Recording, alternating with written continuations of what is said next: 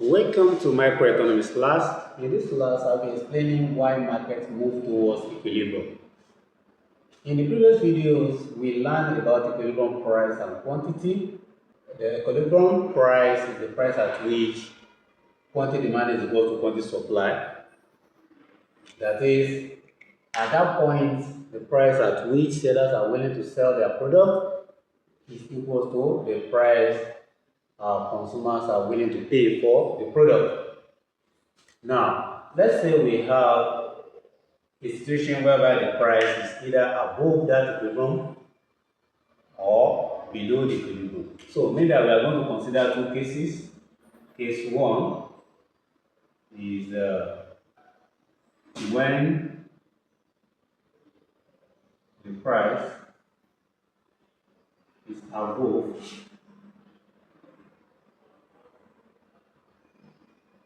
the equilibrium.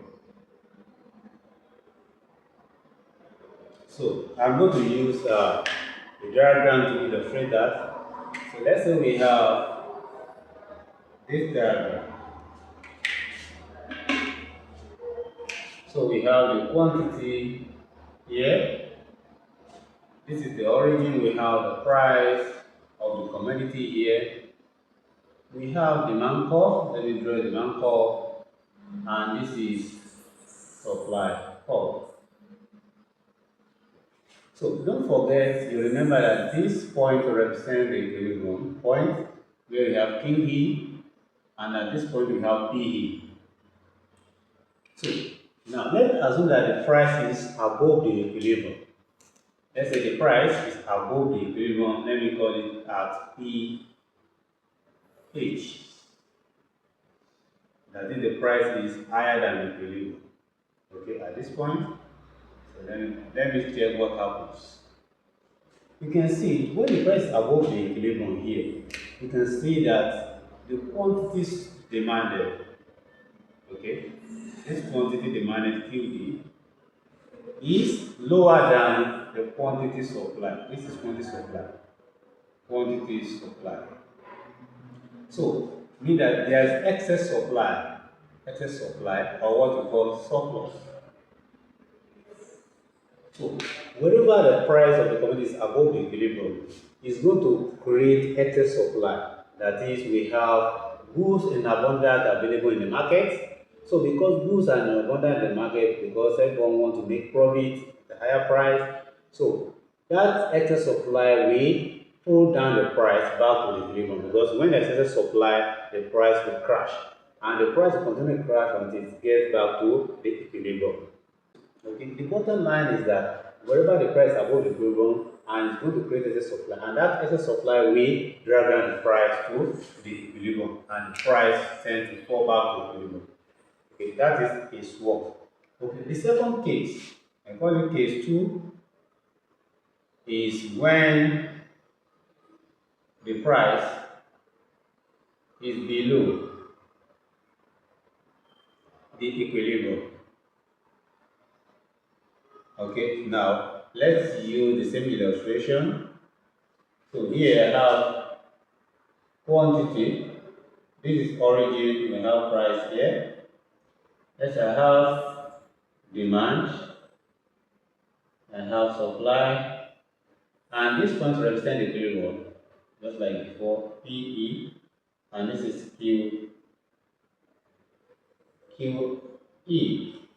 Let's say the price is below the equilibrium, and let's say the price is here. Call it P low. The price is low, lower than the equilibrium price. So if I trace this, you will see where this line touches supply curve represents the quantity supply. At this price, I call it QS. I trace it where it touches demand curve represents quantity demanded at this price. So you can see that here there is what we call excess demand. Excess demand, there is ED, or what we call shortage. We also call it shortage. Okay, demand is higher than supply in the market when there is pressure on the available goods in the market. So because demand is higher than supply, so the price will go back to the equilibrium.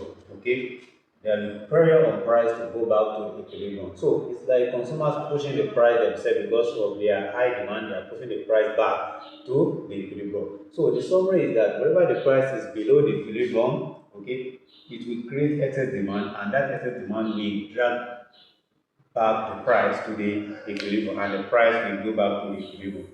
Okay, this explains why markets move toward equilibrium.